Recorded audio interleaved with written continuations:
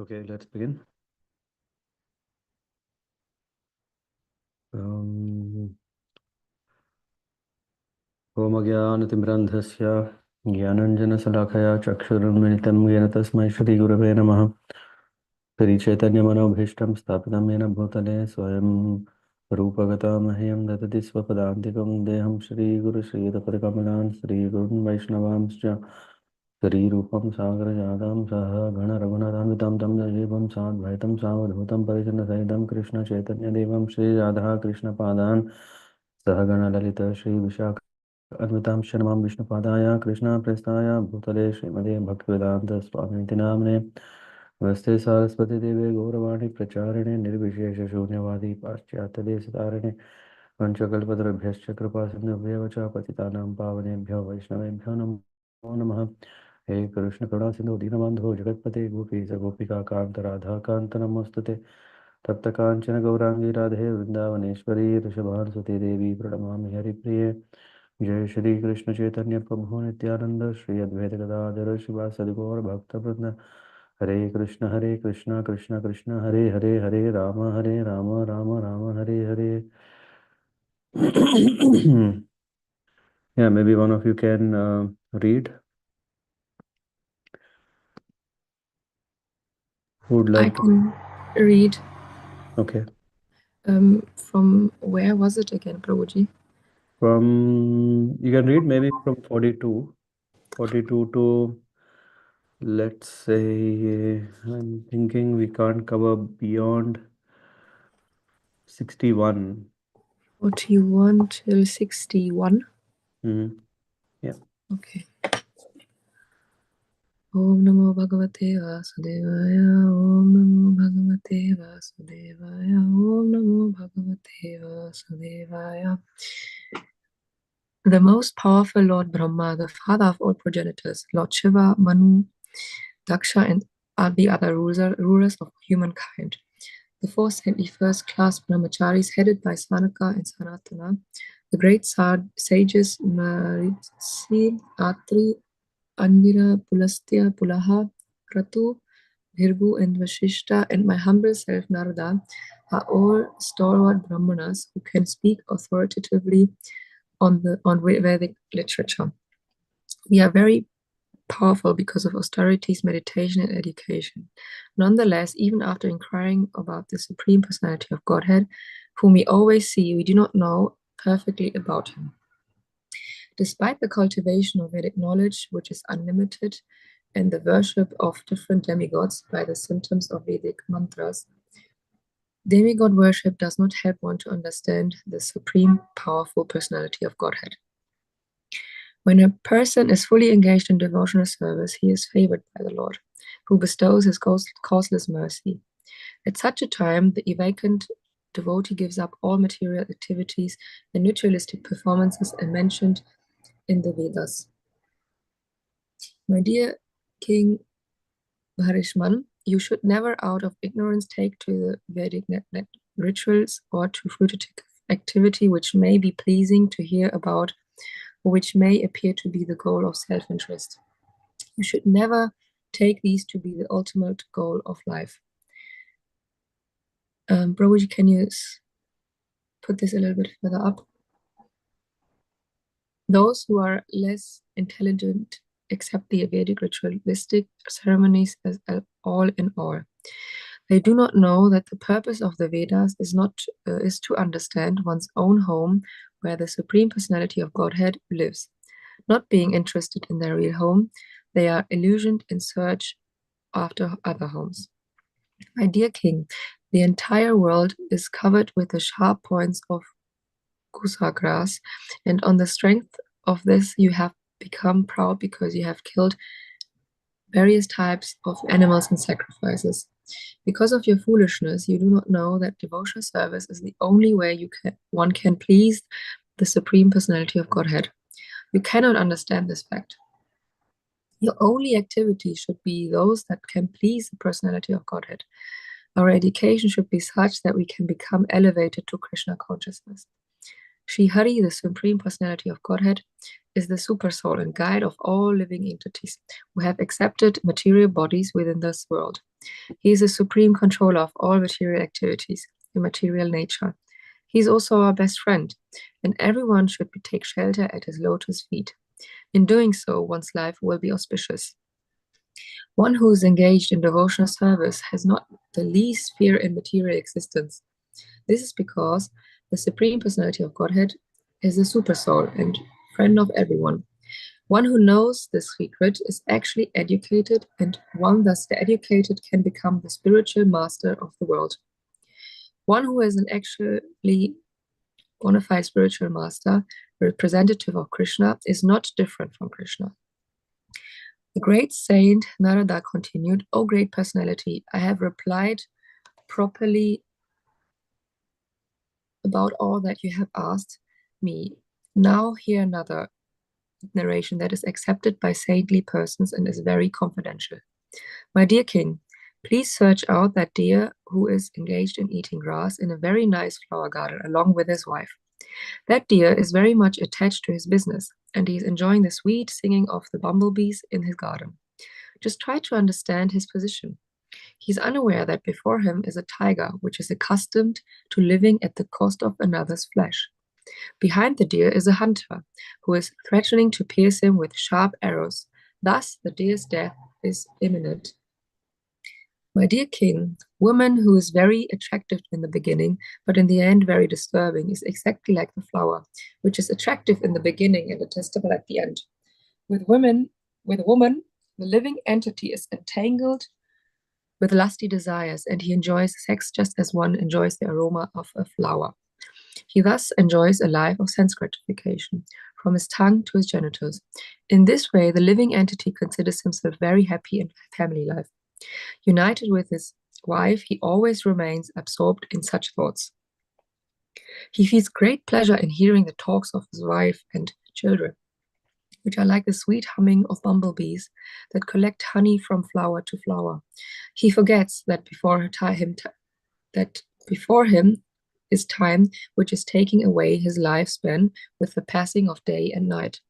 He does not see the gradual diminishing of his life, nor does he care about the superintendent of death, who is trying to kill him from behind. Just try to understand this. You are in a precarious position and are threatened from all sides. My dear king, just try to understand the allegorical position of the deer. Be fully conscious of yourself and give up the pleasure of hearing about promotion to heavenly planets and fruitative activity. Give up household life, which is full of sex, as well as stories about such things, and take shelter of the Supreme Personality of Godhead through the mercy of the liberated souls. In this way, please give up your attraction for material existence." The king replied, "My dear Brahmana, whatever you have said I have heard with great attention, and considering all of it, I have come to the conclusion that the acharyas, teachers who engaged me in fruitative activity, did not know this confidential knowledge. If they were aware of it, why did they not explain it to me? My dear Brahmana, there are contradictions between your instructions and those of my spiritual teachers who engage me in fruitative activities. I now can understand the distinction between devotional service, knowledge, and renunciation. I had some doubts about them, but I have now very kindly dissipated all these doubts. I can now understand how even the great sages are bewildered by the real purpose of life. Of course, there is no question of sense gratification. The result of whatever a living entity does in this life are enjoyed in the next life. The expert knowers of the Vedic conclusions say that one enjoys or suffers the results of his past activities. But practically, it is seen that the body that performed the work in the last birth is already lost. So how is it possible to enjoy or suffer the reactions of that work in a different body?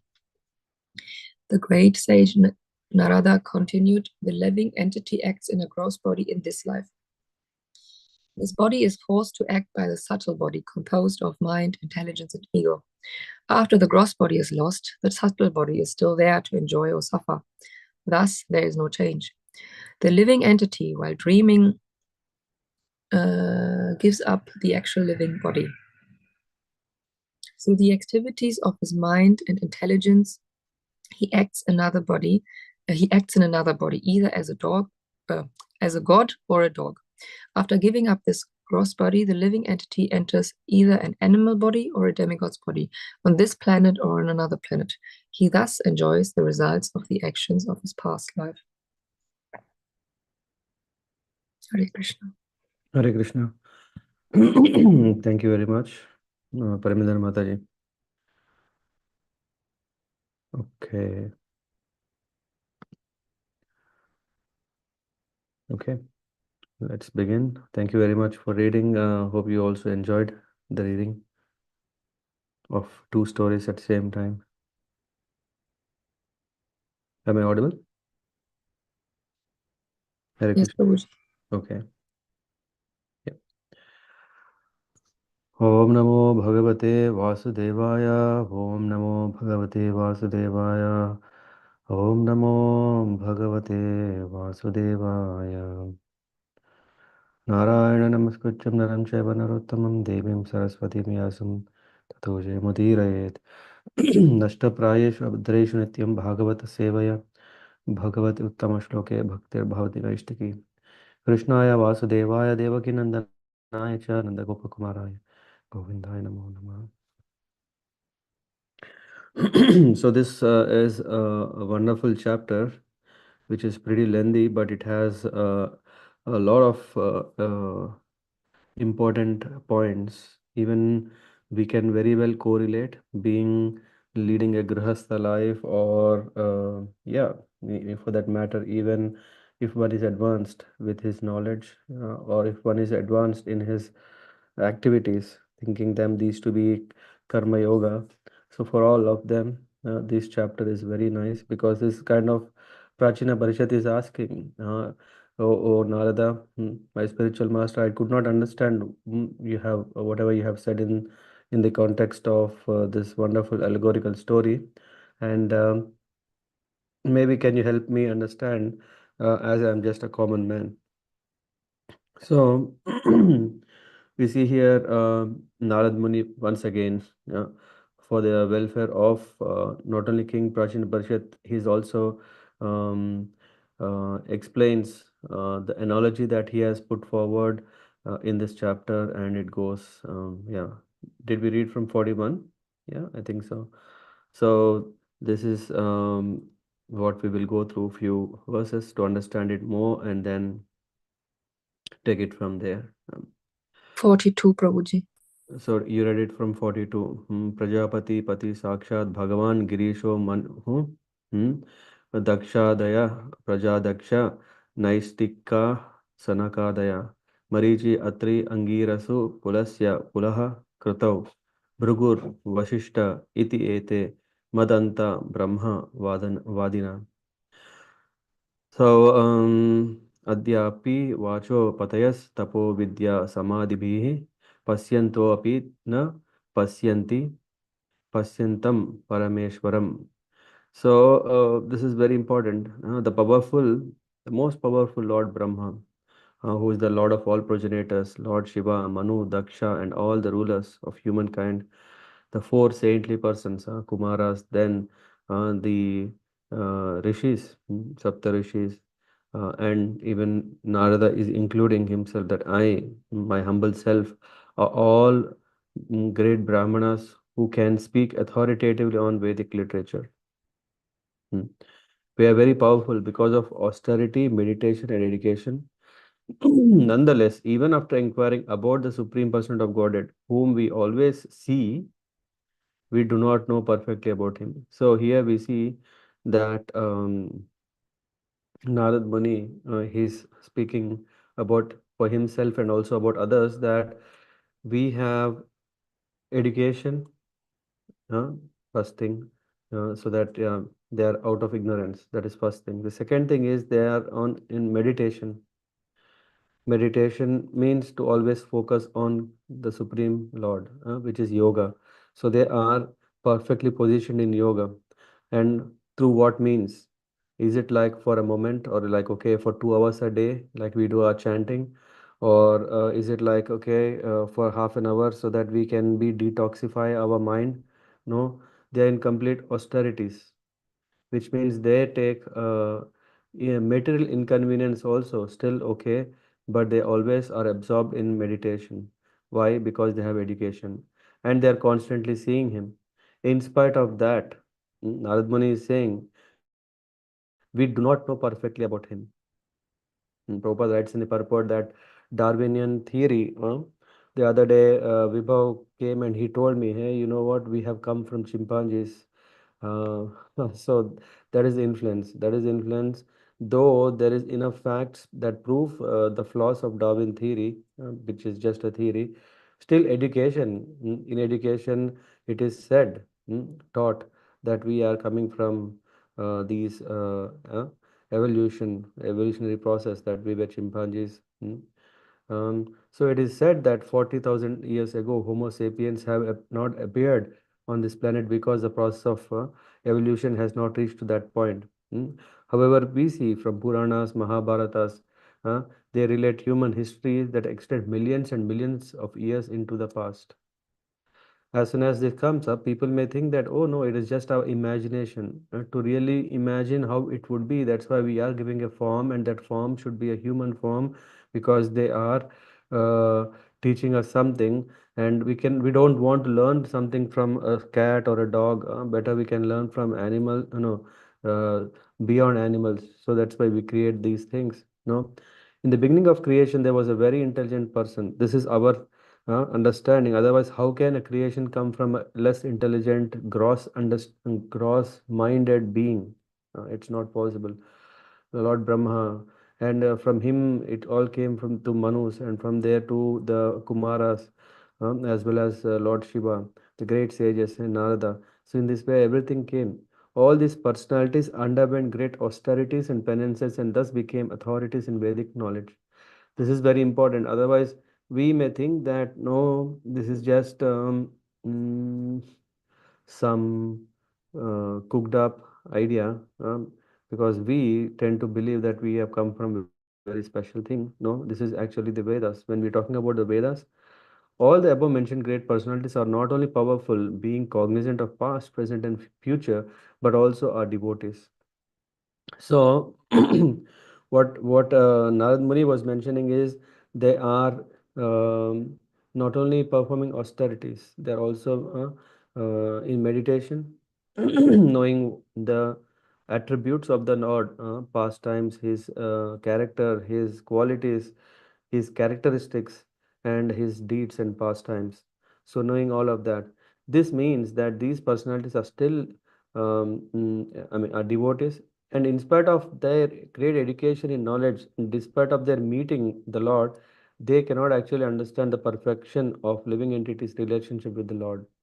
So this means that these personalities are still limited as far as their knowledge of unlimited is concerned.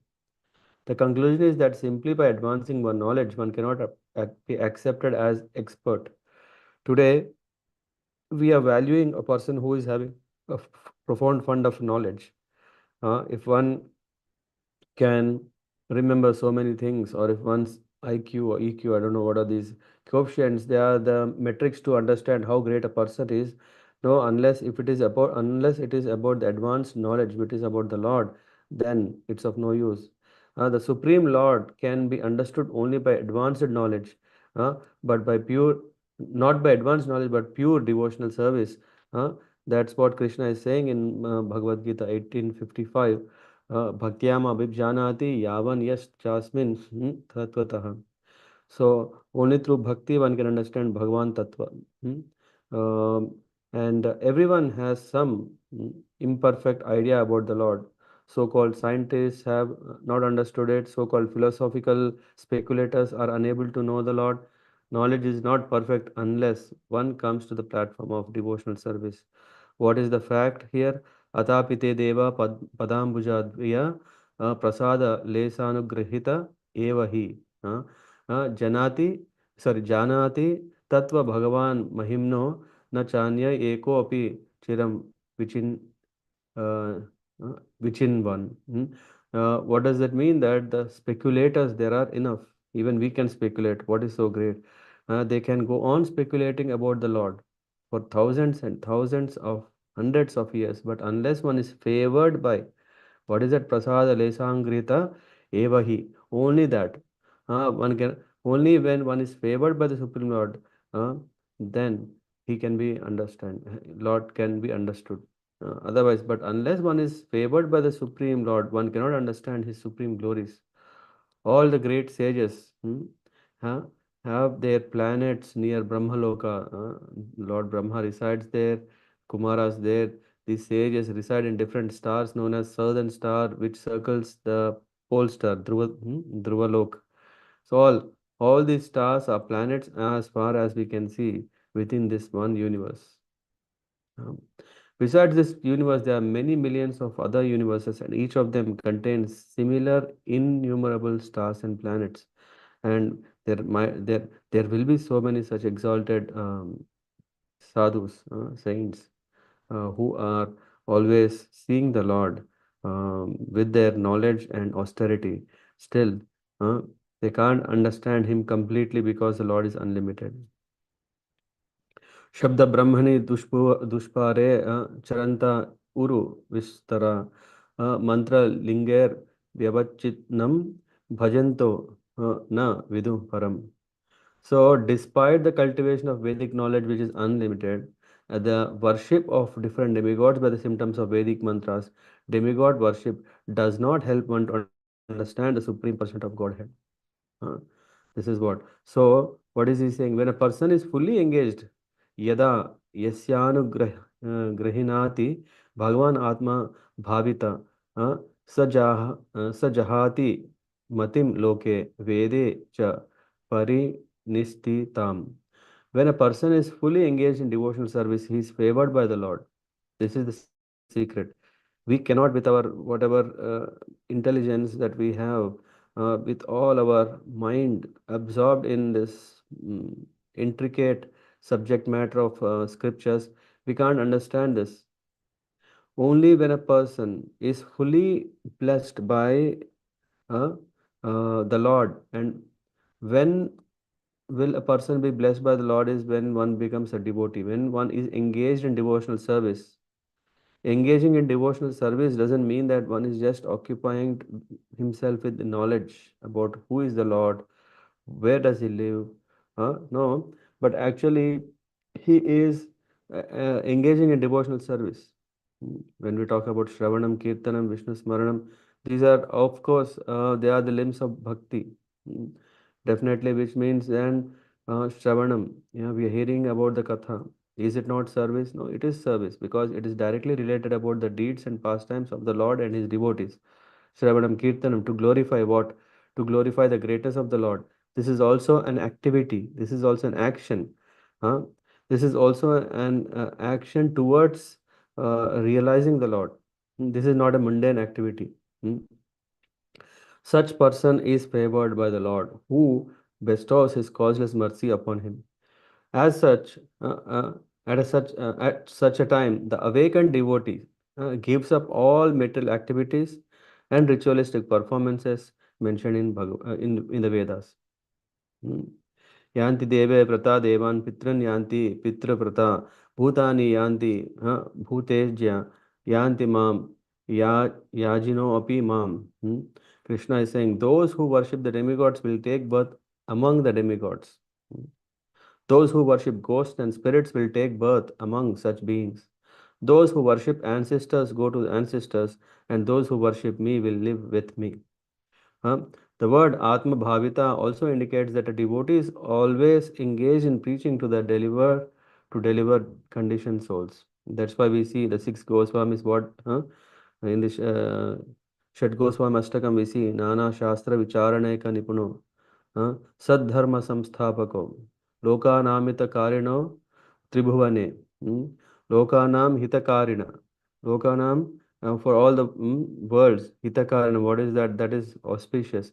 A pure devotee of the Lord is always thinking for how uh, of how the fallen conditioned soul can be delivered. That is the interest of a devotee. Has also confirmed If a devotee is blessed by another devotee, he becomes free from karma kanda and jnana kanda. Hmm? Vedeshu adurlabham atma bhakto. Yeah, this is what uh, Vedeshu durlabham. The Lord cannot be realized through karma kanda, jnana kanda. This is what is in the Vedas. Adurlabham atma bhakto. The Lord is realized only by a sincere devotee. So this is the position. This is a position of bhakti. It is not just if we are busy with our.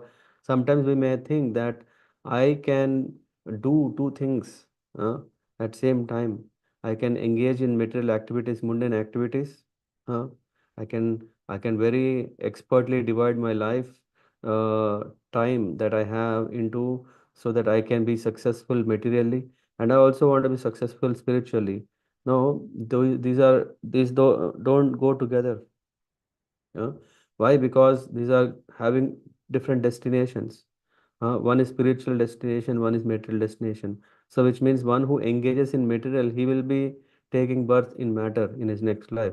Whereas one who engages in spiritual activities, then his goal or no, his parandhama, one reaches the supreme abode of the Lord, mm, or the blessings of the Lord. This is what we see the main difference. uh, One can get freedom from birth and death, and one can get conditioned in the cycle of birth and death. That is completely dependent how much one engages in the real understanding of Vedas. Even uh, when one goes and takes shelter of Vedas, uh, he may be engaging still in the Karma Kanda like Prachina Parishad. The king is doing here, where he performs so many yajnas so that he can purify all his sins. And what is the guarantee that he won't commit any sin? This is also the challenge. We may free ourselves with what we have done in the past because we have now the facilities. But what is the guarantee that we don't commit again? Rather, when we know there is a facility, we may commit the sin again, and which is also, yeah, um, we know that it's an offense to the holy name. Just thinking that, hey, I know the power of holy name, so by chanting I can purify myself. So let me commit any sins.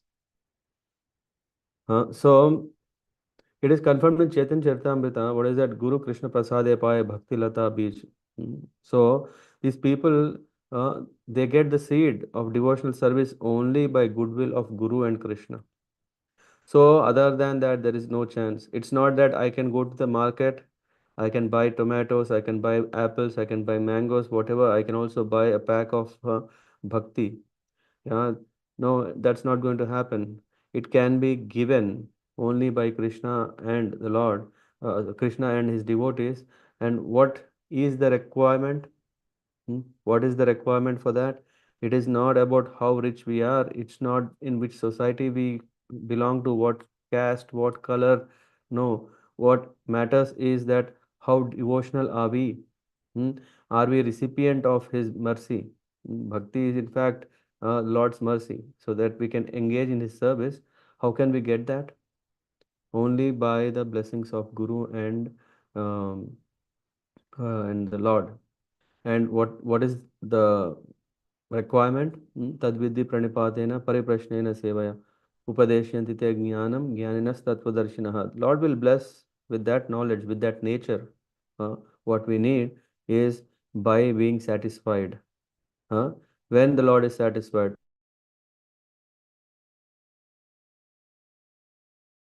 in a humble mood, and inquires from him not about how to make more money, but inquire about how to get rid of this material bondages, how to engage in the service of the Lord.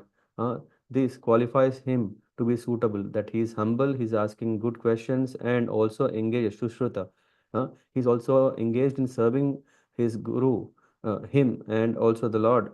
And this is the qualification through which one is able to be a recipient, mm, uh, eligible qualities through which one can get the devotional service.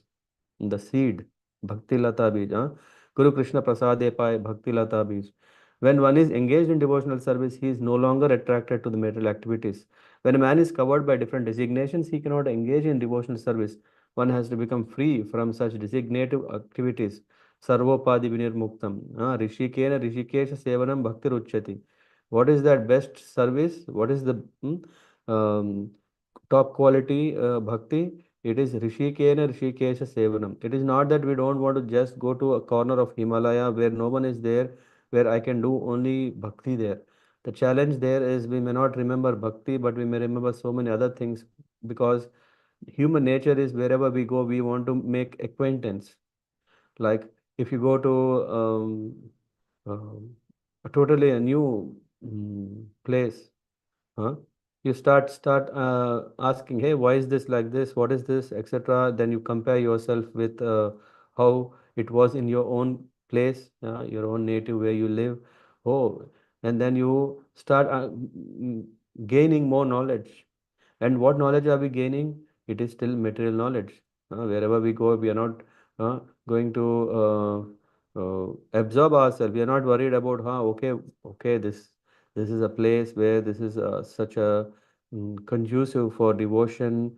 No, rather slowly, what we may do is we may just get into appreciating the Lord in a different way. That hey, Lord, you have created such a wonderful thing, and then you start settling there a bit. And after all, yeah, when we go to a place, we need to settle, and in that way, we may get distracted. What is important is it is not about where we go, it is about what we do where we go. huh? if we if we understand the principle is wherever you are, seva, it is through say sarvopadi vinirmuktam. We have to remove all our designations, because otherwise we start identifying, hey, I am a man, I am a girl, I am so and so manager, I am that, I am this. Sarvopadi, upadi means designation. Sarvopadi means all designations that we have identified till now, that I am father, I am mother, I am that, I am this, I am head, I am all these things. Vinirmuktam. One has to get freedom from that. And what after becoming free from all the designative activities and become pure in order to serve the Lord. That is possible means one should have purified senses. Rishikena Rishikesha Sevanam. Rishikesha is name of Krishna, who is the controller of Rishi. Rishi means senses. Rishikena, our senses, to be purified by what? By serving Rishikesha, the Supreme Lord. That is what is called Bhaktir Uchyate. The sincere devotee is always helped by super soul. It's not that, okay, it's only one way traffic where you are doing, nothing is happening. No, the Lord is saying, hey, someone is coming, is qualified now to become recipient of this Bhakti Lata Bij, the seed, the Bhakti seed that can grow in their heart. Uh, the sincere devotee is always helped by super soul, who resides within the heart of every living entity, as Lord Krishna confirms. Tesham satadayuktanam bhajatam priti purvakam dadami buddhi yogam tam. I am going to give that knowledge, buddhi yogam tam, yenamam upayantite. To those who are constantly devoted and worship me with love, I give the understanding by which they can come to me. Huh? This is the stage of becoming free from contamination. How we can be free from the material contamination? Tesham satata yuktanam. Satata, it's not just one time performing some bhakti. Uh, every Thursday, I go and worship. I go to temple. I take a plate of um, paraphernalia that can be used for the worship. I can engage in some service. What is it called? Artis, no? What do you call this? Kainkarias, to offer some services to the Lord. I pay some ticket for that seva, this seva, and then there is a priest who is going to perform on our behalf. He knows our gotra, he knows our name, and he is saying on this particular day, uh, please make note, please make a note, Lord, that he has come on this particular Ekadashi, on this particular Ekadashi, on in this month, that this particular person of this gotra with this name has come. He's speaking and then performing, and yeah, oh wow, it is so nice. The bhakti is so nice. I have went every once a week. No, what here we are saying is uh, tesham satata yuktanam. uh, he should be constantly devoted and worship me, bhajatam priti purvakam. So if we, with great love and affection, if we are engaging in this service, that accrues great attraction towards the Lord, and Lord attracts us also towards Him. Why? Because dadami buddhi yogam tam. Then I am giving you the intelligence through which you can practice bhakti properly. Yena mam upayanti te. I give the understanding by which they can come to me. Hmm. So at such a time, a devotee makes friends with another devotees, and his engagement in material activities ceases completely. What is the symptom that we have become bhakta? If someone asks, "Hey, um, have you become matured in bhakti?" What is that through which we can know is how much are we still with our um, karmic dealings? Hmm. Here it is said, this is the stage of becoming free from contamination of material world. What does that really mean is, it is not that there is some purity in your own mind, your own heart. It is about how you are still appreciating uh, other material activities, thinking them as life saviors or as things that can give you fun. So you still would like to have your own material friends. But when one is becoming devotional, at such a time, a devotee makes friends with another devotee. Huh? A devotee is not so keen about all other things, and his engagement in material activities ceases completely. At that time, he attains the favor of the Lord and loses his faith in material civilization, which begins with Varnashram Dharma. We are thinking Varnashram Dharma is the greatest and there is nothing above it. No, Varnashram Dharma is just a platform to at least behave properly. Not like animals, but at least material civilization, humans can behave, understand each other so that they can qualify to take a next step and advance. Chaitanya Mahaprabhu speaks clearly of once becoming liberated from Varnashram Dharma, the most exalted system of human society, which is human civilization, is Varnashram Dharma. That's why we call Aryan. At such a time, one feels himself to be perpetual servant of Lord Krishna, a position taken by Sri Chaitanya Mahaprabhu himself. This is very nice from Padyavali. Naham vipro na cha narapatir, napi vaishyo na shudro, naham varni cha na cha grahapatir, na vanasto yatirva. This says, I am not a Brahmana, not a Kshatriya, not a Vaishya, not a Shudra. I am not a Brahmachari, not a Grihastha, Vanaprastha or Sannyasi. What am I? Kintu Prodhyam Nikhila Paramananda Purnadbir Gopi Bhartu Padakamalayor Dasa Dasa Anu Das. I am not all these things, but I am only what? I am the eternal servant of the servant of Krishna. Huh? Through the disciplic succession, one can attain this conclusion, which is perfect elevation to transcendental platform. So, if we have this understanding that I am a devotee, if we understand this principle, I am a bhaktir, gopi bhartur, servant of gopis, padakamalayur dasa dasa anudas.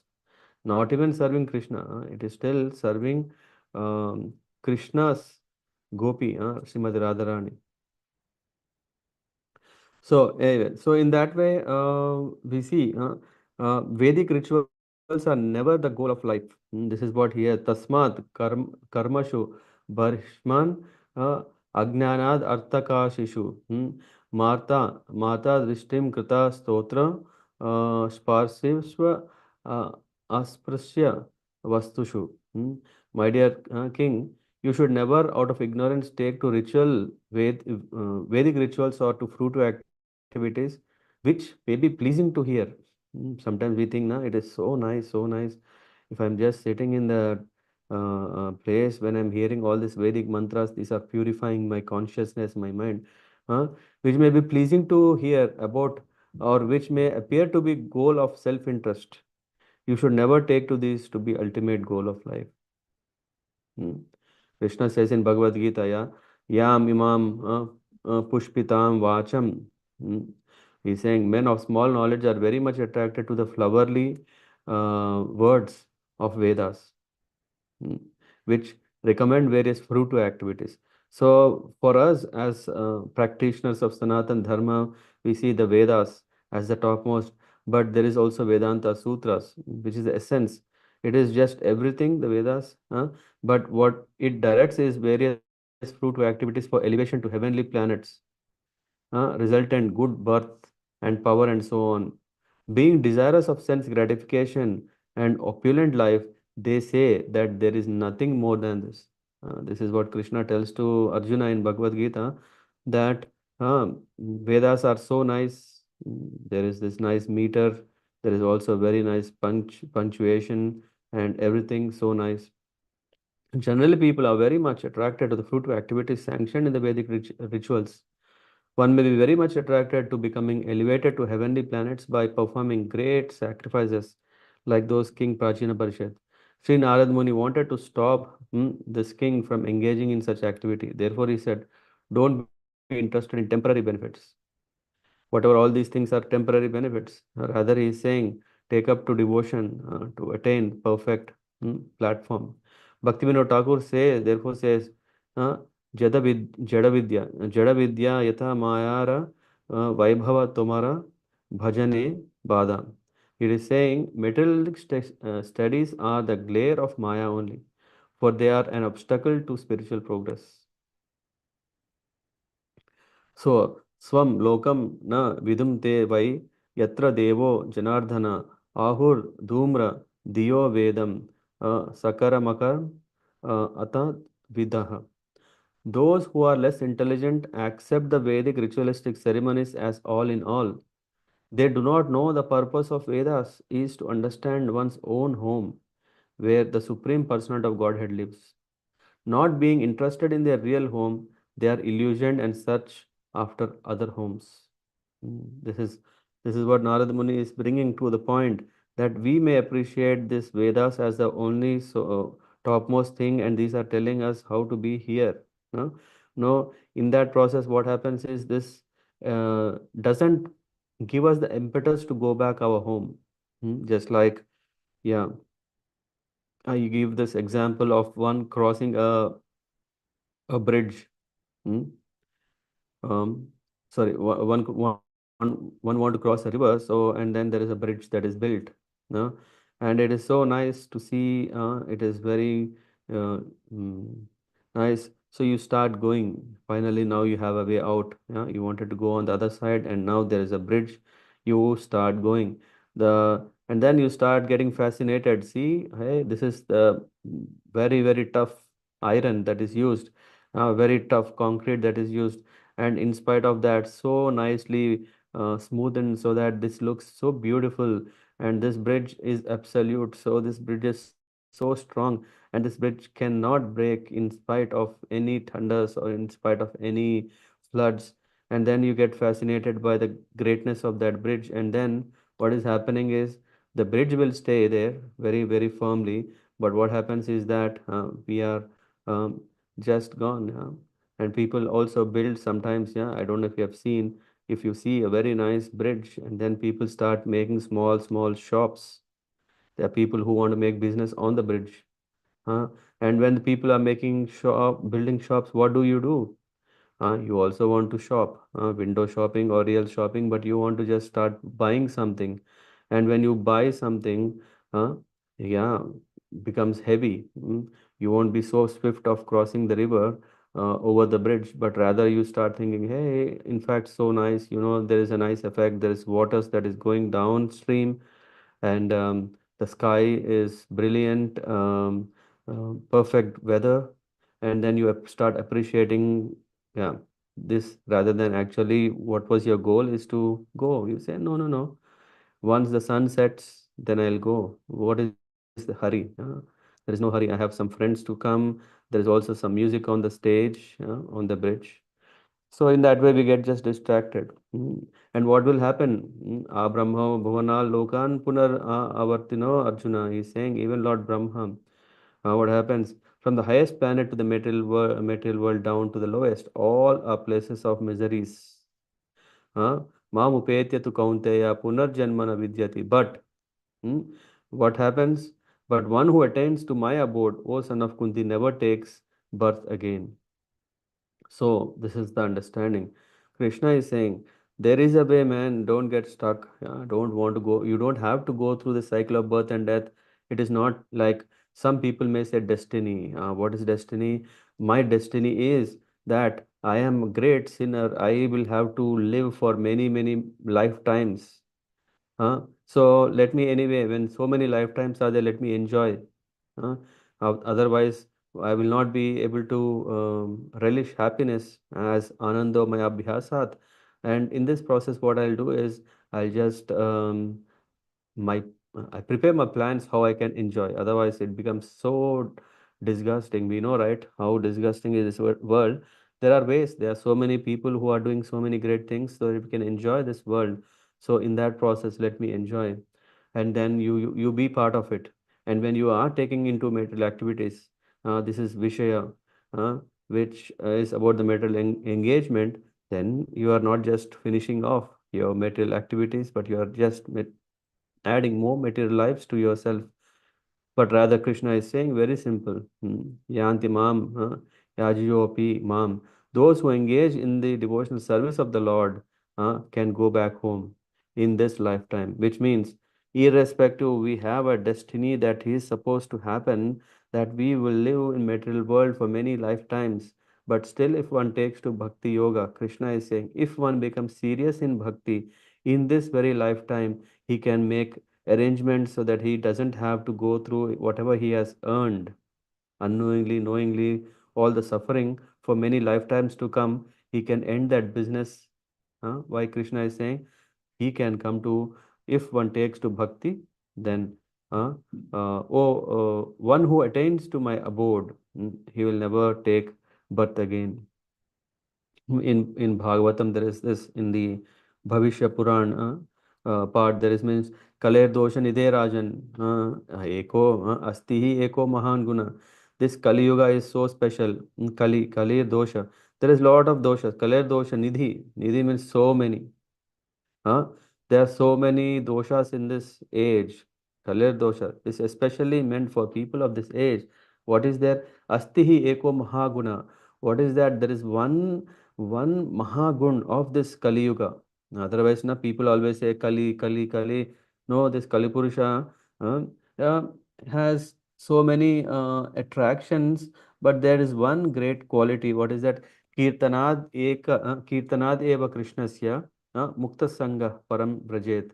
He's saying one can go to the supreme planet, Param Brajet, simply by chanting Hare Krishna Mantra. He is saying Kirtanad Eva Krishnasya, glorifying. He is not just saying Kirtanad Eva, some scientist or some materialist or some yogi, some gyanis. No, he's saying Kirtanad, Kirtanad Eva Krishna, only Eva. Krishnasya. So that is the quality. If one, he doesn't have to do yagyas, he doesn't have to do yagas, he doesn't have to do anything, but if he just takes the name of the Lord, then what happens? Mukta Sangha Param Rajet. Then he gets liberation. One becomes purified of all mental contaminations and returned back home, back to Godhead. There is no doubt about this. Huh? So in this way, there is this the beauty of this. Narad Muni is explaining to Prachina Parishad. So what is that one should do? What is that one should do? He is saying Astriya Darbhai Prag Agra is having covered by Kusha.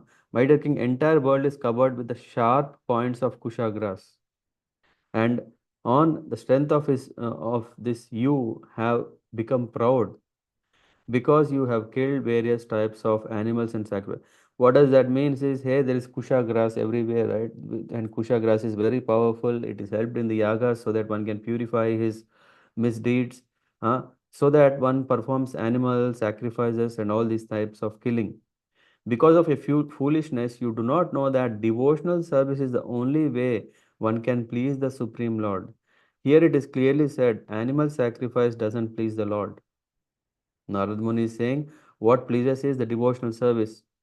And sometimes people will mix it up. People, what they do is they say animal killing is in the Vedas, and Vedas are about the Lord. No, Vedas are telling where how people can harmoniously live in this life. not about how one can just get out of this world and get a permanent have a permanent solution. Because of your foolishness, you do not know that devotional service is the only way one can please the Supreme Lord. You cannot understand this fact. Your only activity should be those that can please the Lord. Killing animals will never please the Lord. Why? Because a father is not pleased when his child is um, hmm, uh, harmed or hurt. Our education should be such that we can become elevated to Krishna consciousness. So this is what Narad Muni is saying. In this in this verse, Narad Muni directly insults the king because he was engaged in performing sacrifices. The king was thinking that he was great by having performed so many sacrifices. But the great sage Narada directly chastises him, informing that his animal killing only leads to him being puffed up with false prestige. Actually, anything that is done which does not lead to Krishna consciousness is sinful activity. This is very nice definition. What is a sin? What is a sin is that actually done which does not lead to Krishna consciousness. Hmm? And any education that does not lead one to understand Krishna is false education. If Krishna consciousness is missing, one is simply engaged in fruitive activities and false educational pursuits. Huh? So it and then he says, Harir Deha Bratam Atma Swayam Prakritir Ishvara Tad Pada Moolam Saranam Yata Kshemo Nranam Iha. Huh?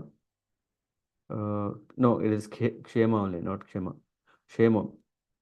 Sri Hari, the Supreme Lord, is the soul, super soul, and guide of all living entities who have accepted material body within this world. Hari. He is the supreme controller of all material activities in the material nature. He is also our best friend, and everyone should take shelter at his lotus feet. In doing so, one's life will be auspicious. And then, Ishvara Sarvabhutanam Hriddeshis Arjuna Tishtati. So, where is that? He's telling to Arjuna that I, Super Soul, is situated in everyone's heart. Uh, the living entity is within the body, and the super soul is also there. He is called Antaryami and Chaitya Guru. As Lord Krishna says in Bhagavad Gita 15:15, Sarvasya chaham hridi sannivishta matta smritir jnanam apohanam cha vedaischa sarvam ahameva vedyo vedais vedantakrit vedavit cha aham. So the Lord is saying that I am seated in everyone's heart. From me comes remembrance, knowledge, and also forgetfulness.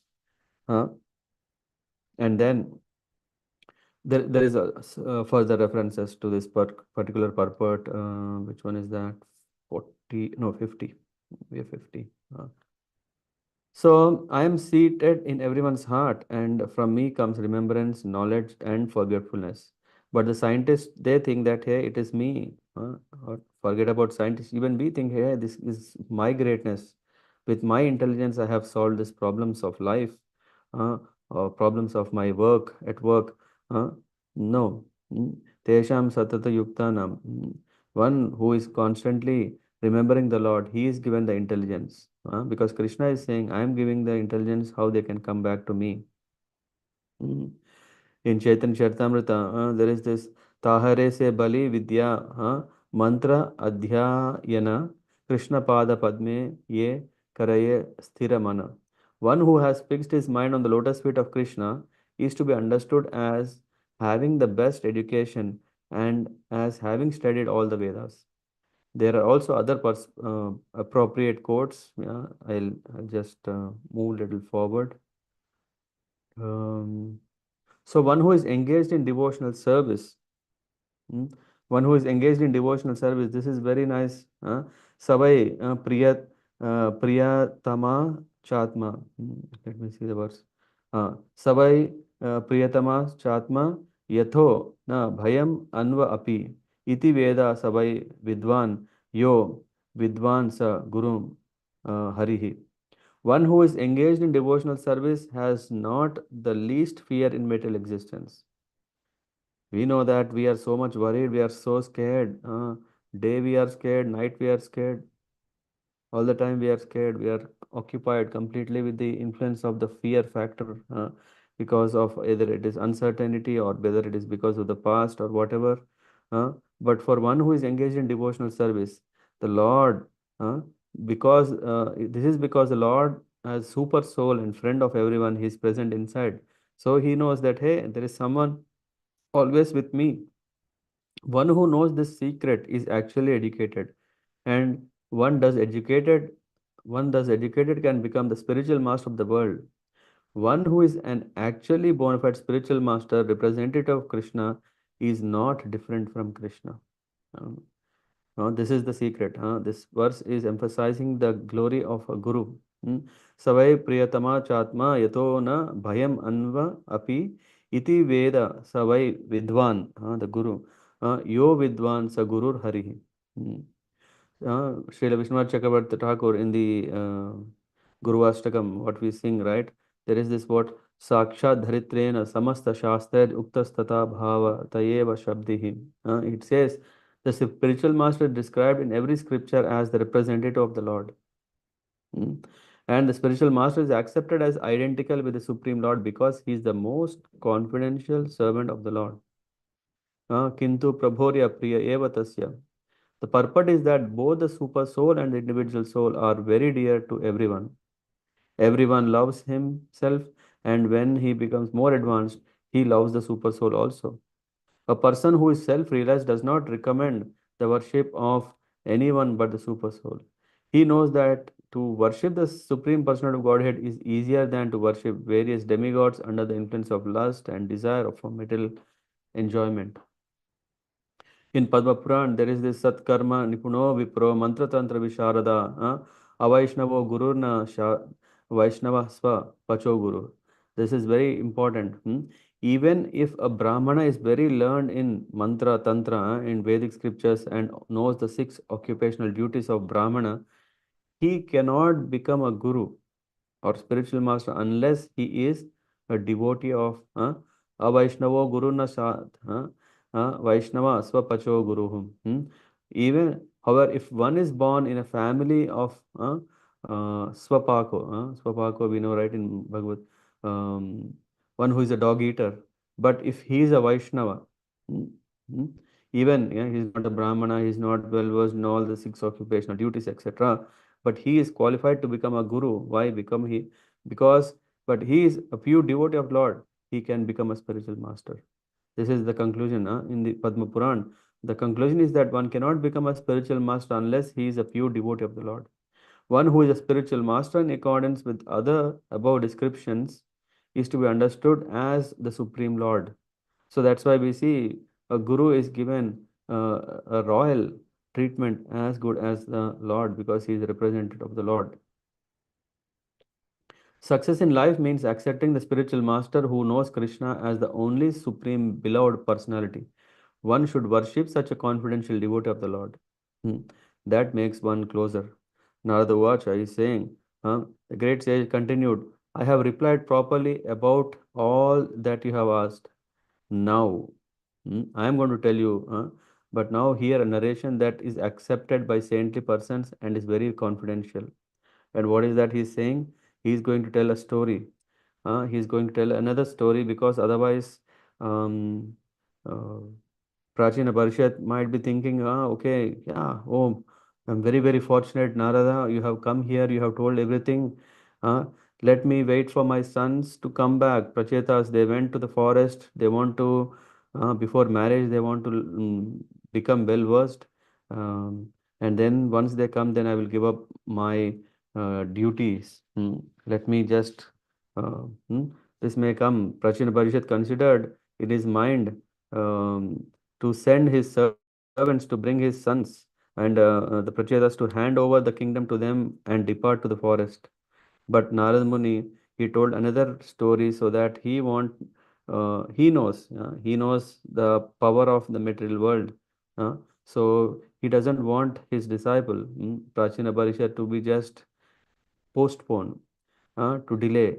After hearing Bhagavatam every week, after reading Bhagavatam every day, we still may think, okay, yeah, there is, well, I think I have so many things to do. I have, and what is so urgent for Krishna consciousness? Let me take slowly. Baby steps are also some steps, right? So we can still go forward. Huh? No one will say, hey, we have not done anything. At least there are so many people who are not doing anything. I am far better. So, no, the spiritual master is ever eager to push his disciples forward so that they can get more actively engaged in devotional service. So he engages. So he is saying another story. He says, in this allegorical story, the king is advised to find a deer uh, that is always in a dangerous position, right? This 53, 53 is saying, you know what? Kshudram charam samanasam sharane mithitva. My dear king, please search out that deer who is engaged in eating grass. You know, find a deer that is eating grass and enjoying with his mate in a garden of flowers that are aromatic. Huh? His ears are attracted to the songs of swarms of bumblebees. He moves about without considering the hunter, the hungry tiger in the front, and the what is it? The hunter is in the back. He is ready to shoot. Hmm? So now just imagine, just visualize ourselves that there is a deer which is in the forest, and there is a tiger in front which can come and devour, eat, and there is a hunter in the back who can just shoot. And thus the deer's death is imminent, isn't it? Behind there is a hunter who is threatening to pierce him with sharp arrows, and in the front there is a tiger. Huh? So in that way, and this deer is enjoying, isn't it? After all, there is a danger. Padam padam vipadam. Every step is very dangerous in our life, isn't it? But no, no, no. There is some happiness that is promised in the form of my wife, in the form of my husband, in the form of my children, in form of my uh, recognitions, designations. That's all so nice. So why can't I just ignore for a moment that there is a tiger, ignore for a moment that there is a hunter in the back. This is something like a cat is closing its eyes and drinking the milk, thinking that, hey, no one will notice me because I don't see anyone. So, and of course, Narad Muni allegory is telling here about this condition of, and there is further. I remember once to a class from Radhesham Prabhu where he was giving not just two objects of danger, there is also third object where there is a net which is hanged to the tree, and this net can fall at any time. I think he, no, let me not speculate. Anyway, I'll try to find. But he was saying, there is not only something which we can see, but we don't want to see, but there is also something that we want to see or not, but there is something that is not visible, which is the time. Huh? And when the time comes, this net can also come and fall. So in one way or the other, the death of the deer is imminent, which means we are in this situation that we can be affected. So Narad Muni is saying, my dear king, woman who is very attractive in the beginning, but in the end very disturbing, is exactly like the flowers, which is attractive in the beginning and detestable at the end. Huh? So he's saying the attraction to the opposite sex is quite interesting, quite appealing in the beginning, but yeah, what happens is that get distastable. Hmm? When uh, when women, sorry, with women, the living entity is entangled with lusty desires, and he enjoys sex just as one enjoys the aroma of a flower. He thus enjoys a life of sense gratification from his tongue to his genitals, and in this way, the living entity considers himself very happy in family life. But what happens? United with his wife, he always remains absorbed in thoughts. He's always about what thoughts. He enjoys the talks with his wife, with his children, you know what, this, that, that. He feels great pleasure in hearing the talks of his wife and children, which are like sweet humming of bumblebees that collect honey from the passing of day and night. He does not see the gradual diminishing of his life, nor does he care about the superintendent of death who is trying to kill him from behind. Just try to understand this. You are in a precarious position and are threatened from all sides. We are thinking, hey, I am smart. I know, hey, there is this tiger in the front, the who is that? The hunter in the back.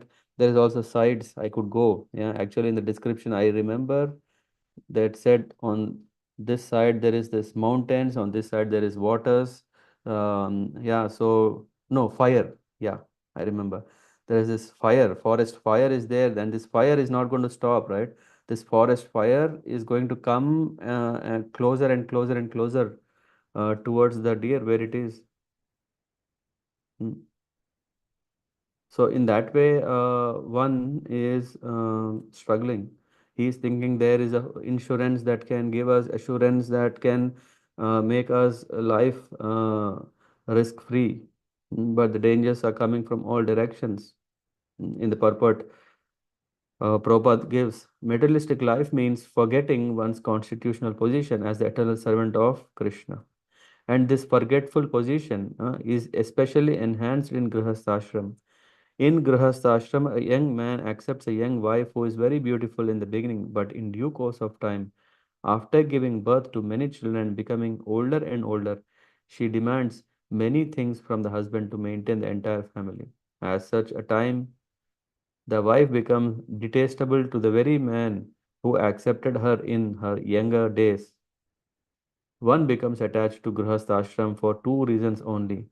The wife cooks palatable dishes for the satisfaction of her husband's tongue, and she gives him sexual pleasure at night. A person attached to Grihastha ashram is always thinking of these two things, food and sex enjoyment. The talks of wife, which are enjoyed as a family recreation, and the talks of children both attract the living entity. He thus forgets that he has to die someday and has to prepare for the next life if he wants to put into a congenial body. So this is what is the truth of a grihasthashram, where one is engaged, absorbed himself. He is, if one is going and saying, hey, I have a Bhagavad Gita book, would like to read, he says, मेरे पास time नहीं है, अभी मेरे पास बच्चे का है, बच्चों को देखना है, I have to take care of my kids, I have to come on, if it is my responsibility, it is my dharma. I have to take care of my parents, it is my dharma. I have to take care of my own financial needs, that is my dharma. So in that way, one is thinking so many things as his dharma, and he is not actually engaging in the real dharma. What is that? Sarva dharma paditim cha mamekam sharanam raja. Krishna is saying, give up all these dharmas, so-called dharmas, and accept me. And then sarva papasya, what is that? What is that? Sarva dharma paditim mamekam sharanam raja. Ahatvam papebhyo mokshayishyami masucha. Sarva papebhyo. All sins, I am going to free them of you from them. So the deer in the flower garden is an allegory used by the great sage Narada to point out to the king that the king himself is similarly entrapped by such surroundings. Uh, Prahlad Maharaj is saying in the seventh canto, he simply says that one becomes entangled in family life. What is that? Hitvatma patam grahamanda kupam vanam gato yad dharim ashrayeta. He is saying one who is caught up in this material world, in the family business, you should know that this is andakupam. What kind of andakupa it is? Gruham is andakupam. हत्वात्मपातं हृदं गृहम अंधकूपम vanam gato yad dharim. Yeah, one should just immediately uh, get himself free. What he should do? Vanam gato, to go to the forests. This is what we see in those days. Yeah, people used to go to the forest. But what is real understanding? Prabhupada writes here, vanam means not any forest. Forest is a place of recreation. What will we get in the forest is some nice, fascinating animals to see. The skin of deers, the skin of tigers, lions, and one could see how gigantic is the body of an elephant. It is not about that forest. We are talking about Vrindavanam, the forest that is. Uh, surcharged with spiritual transcendental potency. By going to those, we get contact, we get blessed with that power. And when we get the uh, energy, when we are blessed with spiritual energy, then we can break through the shackles of this home house business and take shelter of the lotus feet of the Lord. Going to the forest of Vrindavan. According to Vedic civilization, one has to give up one family life at a certain age, age of 50, take vanaprastha, and eventually remain alone as a sannyas. That is the prescribed method of Vedic civilization known as Varnashrama Dharma. When one takes sannyas after enjoying family life, he pleases Supreme Lord Vishnu. One has to understand one's position in family or worldly life. That is called intelligence.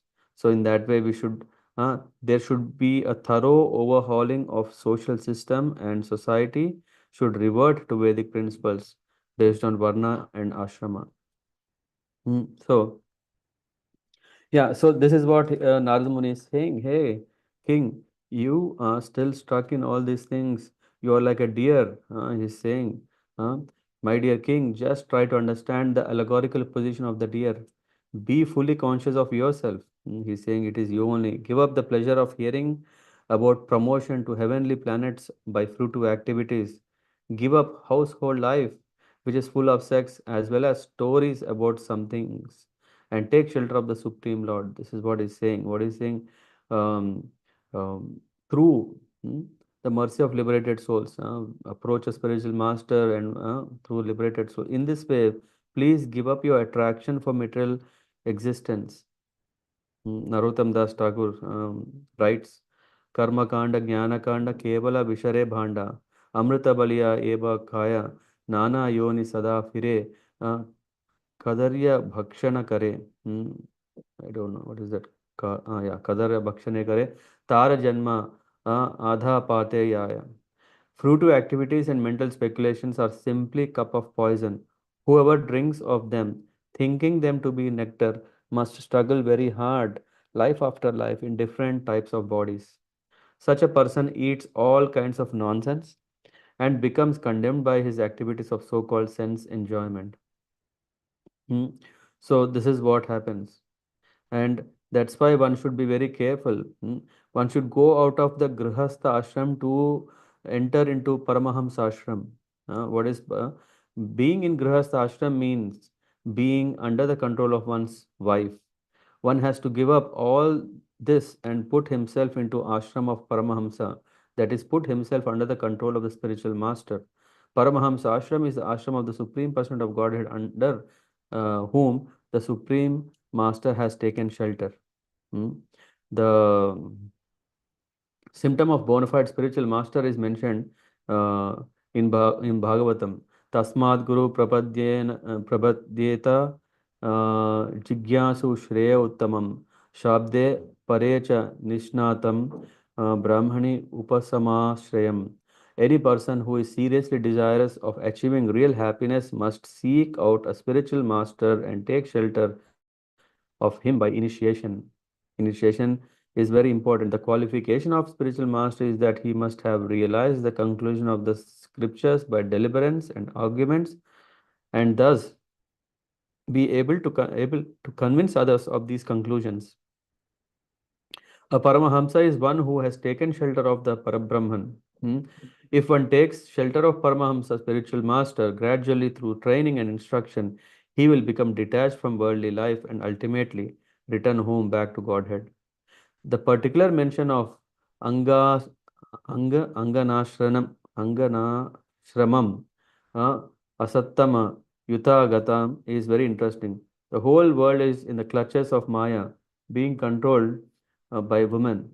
Not only is one controlled by women who is one's wife, but one is also controlled by so many sex literatures. That is the cause of one's being entangled in the material world. One cannot give up this abominable association through one's own effort. But if one takes shelter of the Paramahamsa, he will gradually be elevated to the platform of spiritual life. Hmm. There is also further in this purport. The real necessity is to become free from material bondage, and that's why Sri Rupa Goswami is in Bhakti Rasamrita Sindhu is saying, अनाशक्तस्य विषयान् यदार्थम उपयुञ्जतः निर्बंध कृष्ण संबंध युक्तम वैराग्यम उच्यते. So one should just engage in devotional service by detailing his skills. If one can sing, he can sing Krishna bhajan. If one can cook, he can cook prasadam for the Lord. If one can dance, he can dance for Krishna. So in that way, engage everything in the service of the Lord. Nirbandha Krishna Sambandhe. Give up everything that is not related to Krishna, but accept only that is related to Krishna. One who is not attached to anything, but at the same time accepts everything in relation to Krishna, one is rightly situated above possessiveness. Yuktam Vairagyam Uchyati. One should not be attached to material opulence, but material opulence may be accepted in Krishna consciousness movement to facilitate the propagation of movement. In other words, material opulence may be accepted as Yukta Vairagya, that is for renunciation. So, this is what he says, and then he says, Prachina Parishad is asking, hey, Shrutam Anvikshitam Brahman Bhagavan Yad Abhasata. I heard, whatever you said, I have heard with great attention and considering all of it. I have come to a conclusion that the acharyas who engaged me in fruitful activities did not know this confidential knowledge. If they were aware of it, why did they not explain it to me? He's telling about this knowledge, what you have given. This is also what is happening today. Uh, we have gone through a school system, we have gone through education, we have been taught that this, that, and even we are also taught about yoga in the schools. Yeah, yoga means what? To do some physical exercises. Yoga means to focus on mind. To yoga means focus on nothing but void. So many things we have heard, right? We are not taught directly that ultimate goal of life is to become free from all these illusory activities but engage in Krishna consciousness. Just imagine how the business will fall in the material world if everyone is focusing only on that principle. uh, Samsayotra tu me vipra. He's saying, I have this doubt, this is contradicting. There are contradictions between your instruction and those of my spiritual master. I now can understand the distinction between devotional service, knowledge, and renunciation. I had some doubts about them, but you have now very kindly dissipated all these doubts. I can now understand how even the great sages are bewildered by real purpose of life. That's why we see someone is telling do that, someone is telling do this, someone is telling do nothing. So many, of course, the all are telling their own formulas. But he's saying, now I understood. Now Prachina Parishad has accepted Narad Muni as his um, spiritual master who has enlightened him the process of Bhakti Marg. Hmm? King Prachina Barshiman or Barshat was engaged in different types of sacrifices for elevation to heavenly planets. Huh? People generally are attracted by these activities, and very rarely is a person attracted to devotional service. Unless one is very, very fortunate, he does not take to devotional service. Even the so-called learned Vedic scholars are bewildered by the knowledge, what Vedic knowledge, uh, by the devotional service. They think, hey, what is that? They are generally attracted to the rituals for sense gratification.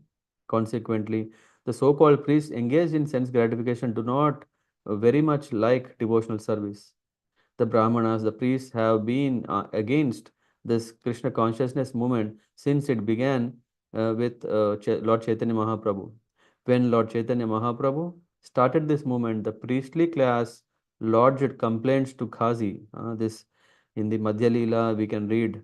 What happened is it was not Muslims who were complaining Chaitanya Mahaprabhu was doing kirtans which is causing disturbances. It was the Brahmanas of the village who thought if bhakti is so simple and if it is attainable like this, we don't understand, we can't accept it, and he's creating all new conclusions. This is against our dharma. So one of them, they went to Chand Khasi and lodged a complaint that you come and rectify this. Huh. The magistrate from Lord Chaitanya Mahaprabhu had to lead a civil disobedience movement. Hmm. This is the point. I don't know. You remember there was Rishabh Prabhu who posted, na, once Chaitanya Mahaprabhu says, I am going to kill all the Muslims. Yeah. How do Chaitanya Mahaprabhu do that? He doesn't kill them physically, but he kills them by killing their arguments, which are not truth. So Chaitanya Mahaprabhu had to lead a civil disobedience movement against the propaganda of so-called followers of Vedic principles. These people are described as karma jada smartas, which indicates that they are priests engaged in ritualistic ceremonies. It is here stated that such people become bewildered. To save oneself from the hands of these karma jada smartas, one should strictly follow the instructions of Krishna. What did he say? Sarva dharma parijnakya mam ekam sharanam vraja aham tvam sarva papebhyo mokshayishyami masucha. He's saying, do not fear. Krishna is saying, do not fear. What assurance we need? Huh? I shall deliver you from all sinful reactions. Just what you have to do is surrender to me. And going forward, then he said, the result of whatever living entity does in this life are enjoyed in the next life. Hmm? Narad Muni is saying, after telling about the deer story, when Prachina Parishad is asking, hey, why there is so much contradiction, Narad Muni understood the mind, and Prachina Parishad is asking that the result of whatever a living entity does in this life are enjoined in the next life. Hmm? This is what. And mm, Narad Muni is telling, how is it? Can you prove it? Can you show it? How correct it is? Uh, and Narad Muni is saying, Iti Veda Vidam Vada. It is said the expert knowers of Vedic conclusions say that one enjoys or suffers the results of his past activities. But practically, it is seen that the body that performed the work in the last life is already lost. We see that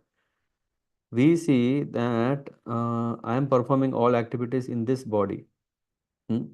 And when I die, uh, I'm getting a new body. So it's just like what do you call?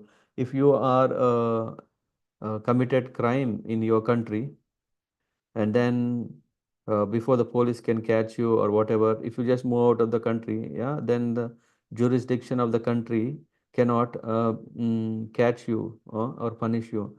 So is it not the case? If one has lost his body, what will come with him? This is what Prachina Parishad is asking. So how is it possible to enjoy or suffer the reactions of that work in a different body? Huh? And then Narada is saying, huh, the living entity acts in a gross body in this life. This body is forced to act by the subtle body, composed of mind, intelligence, and ego. After the gross body is lost, the subtle body is still there to enjoy or suffer. There, thus there is no change. So anyway, we know that mm, different bodies exist and what goes with the soul. And the living entity while dreaming, this is the analogy that he gives. The living entity while dreaming gives up the actual living body through the activities of his mind and intelligence. He acts in another body, either as a god or a dog. After giving up this gross body, the living entity enters either an animal body or a demigod body on this planet or another planet. He thus enjoys the results of actions of his past. The example given here is just like if one is in a dream. What happens in a dream? One gives up his gross body, right? This is the body, but he starts, ideally, our gross body, we know when we see ourselves in the mirror, we have this. But in the dream, we all of a sudden see some other form of ourselves, isn't it? We start seeing, hey, all of a sudden, I am in, never I was in Thailand, but because I've been thinking about it, or anyway, Narad Muni explains how this comes up later. But he says, just like in a dream, we are not carrying our gross body to that different place. Maybe we are going to Switzerland in our dream, but the gross body is still there. Uh, he acts in another body. Sometimes we may think, hey, I am a Brahma, I have created that, or I am a great scientist, or I have um, mm, whatever the thoughts, yeah. After giving up this gross body, the living entity enters either an animal body or a demigod body on this planet or another planet.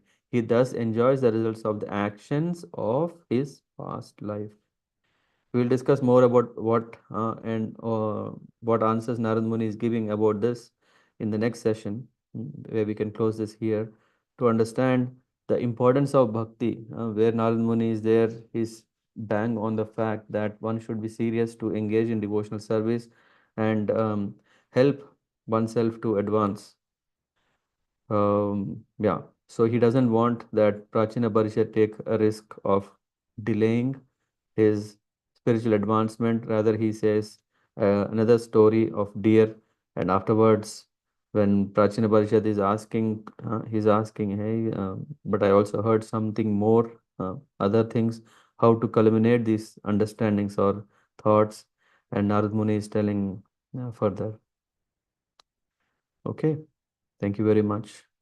Any thoughts, anyone? Questions?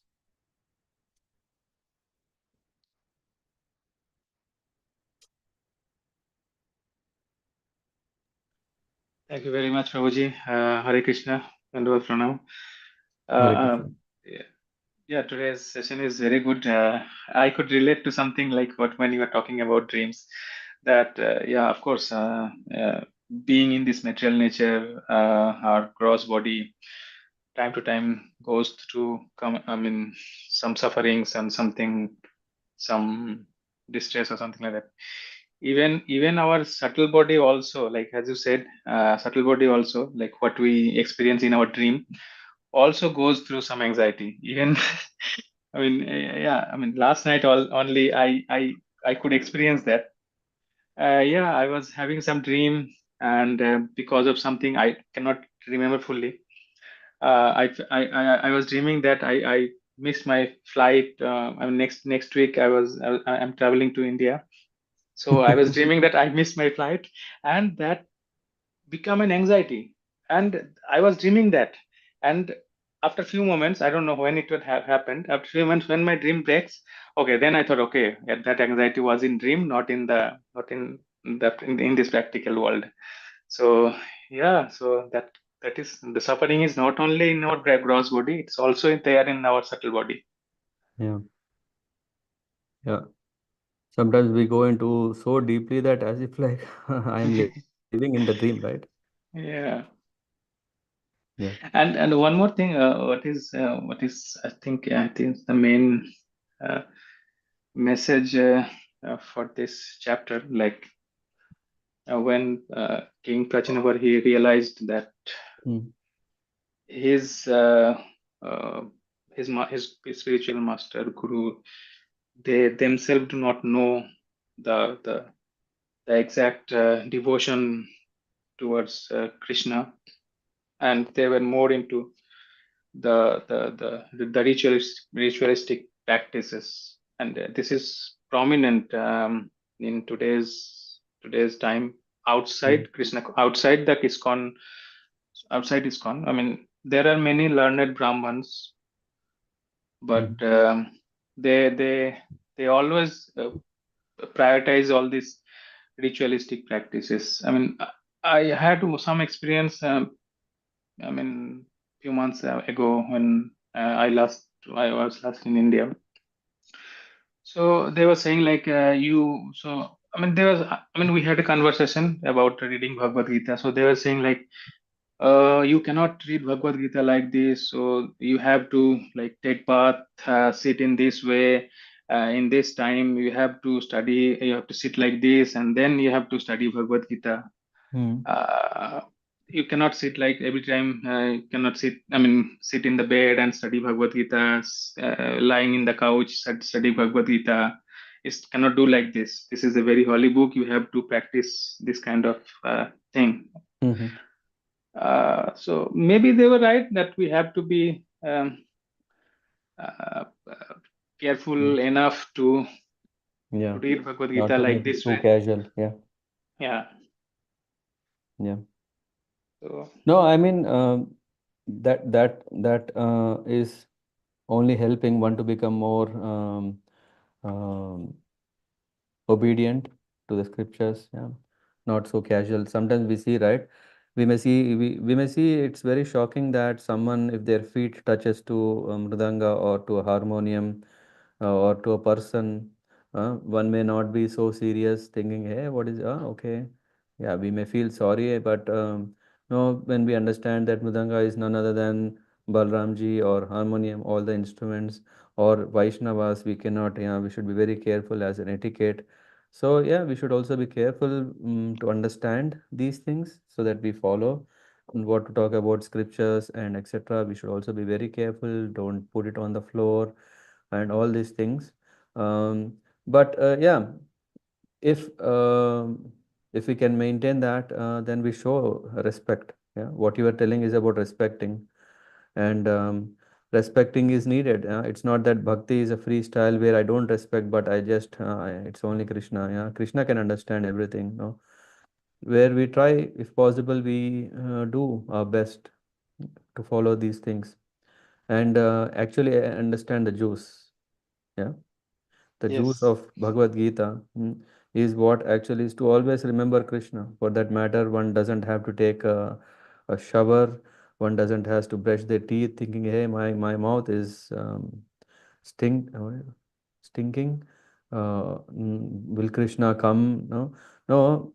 It's more important about to have this bhav that hey, I can any moment in the 24 hours I can always remember the Lord. It doesn't uh, matter in what kind of material position I am, situation I am. It is more important that I will remember Krishna all the time. Satatam kirtayanto mam. Always remembering Krishna, always remembering his greatness. Huh? Yeah, so Yes, there are these Prabhuji. two levels. Yeah, I mean, as you said, so we can't just think that others are. We have to see, just like y- you may go to a what do you call this martial arts schools. Adi Rasa Prabhu, where Gaurang is going. Do you know what was his qualification? No, Prabhuji. Anyway, but at least he's qualified, no? That at least he has a school, and then, yeah, definitely he can do better. Or if, but then he is not as good as maybe what is the other guy, Bruce Lee, or Jack Chan, or some other guy, right? Hmm? So we can always see there is a hierarchy that he would have learned from his master and etc. And we can see that um, in martial arts, and then you see someone is wearing a black apron, someone is wearing a white, someone has a yellow belt, someone has a black belt. So different levels, and we cannot accept every one of them on the same platform. Hmm? Parth Brahma?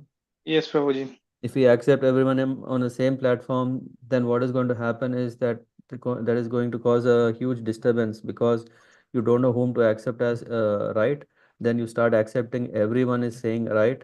Then uh, if everyone is right, then everyone would have been in the same level. But we can already see they are not at the same level.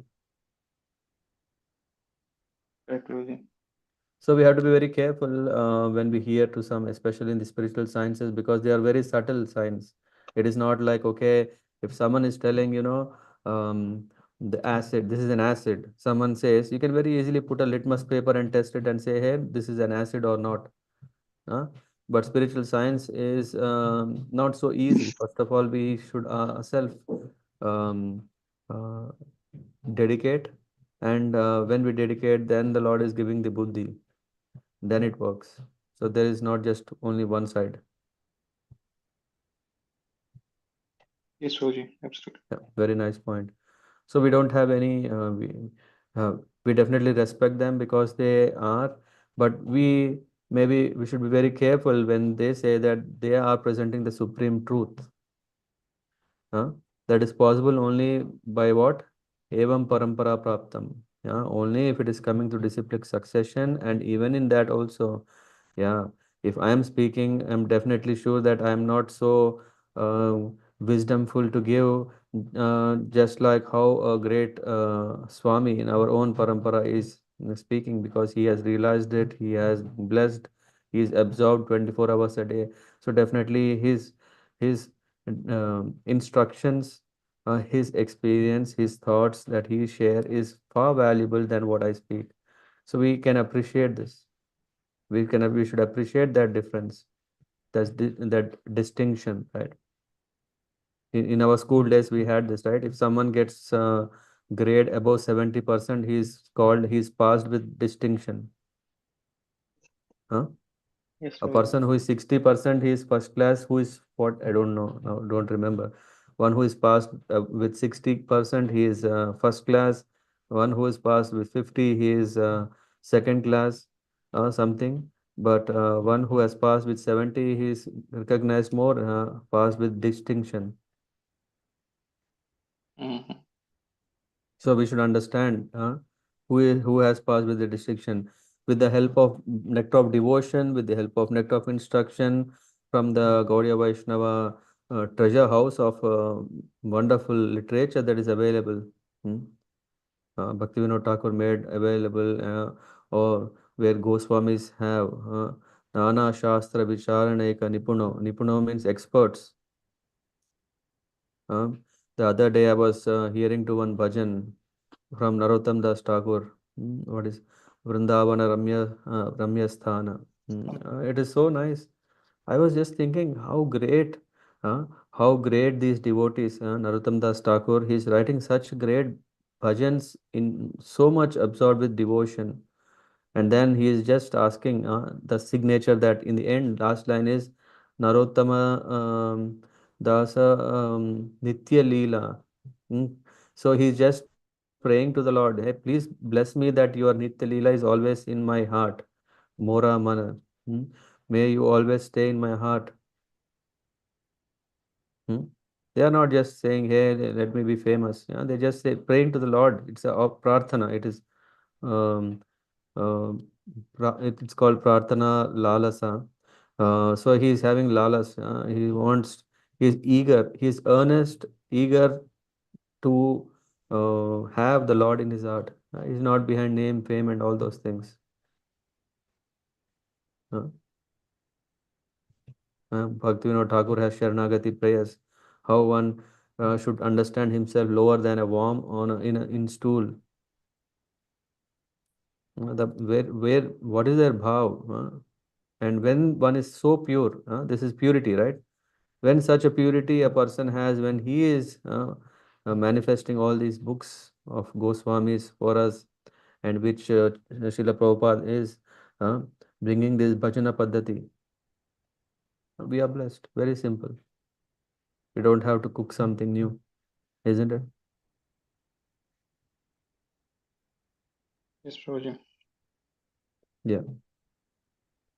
By the way, I think you're going to Vrindavan. I'll share that. I think you may also know this.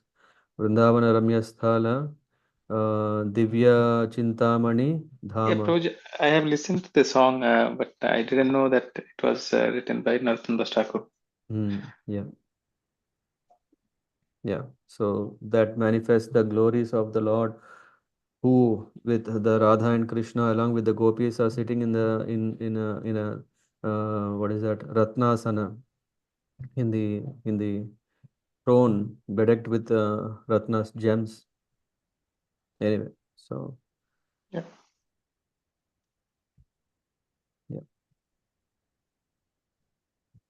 Okay. Thank you for Thank any you, other Prabhuji. points or questions? Harinam Chintamani Mataji, would you like to add or share something?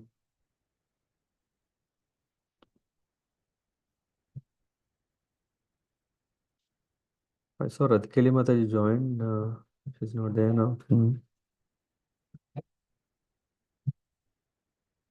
Parminder Mataji. Hare Krishna. Yeah. I don't have a question, but I try to write down things that I want to keep with me for the next week to meditate on.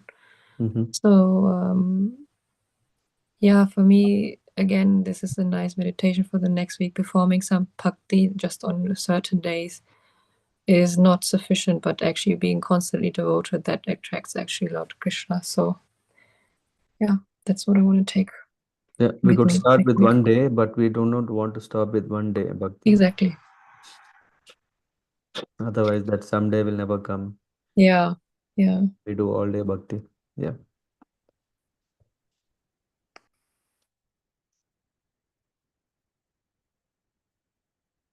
Okay, then thank you so much. Looking forward for next week Bhagavatam session. Of course, tomorrow Bhagavad Gita. Yeah. Panchakalpatarabhyascha kripa sindhubhya cha patitanam pavanebhyo vaishnavebhyo namo namaha. Shri Prabhupada ki jai. Hare Krishna. And the Śrīmad-Bhāgavatam ki jai. Hare Krishna.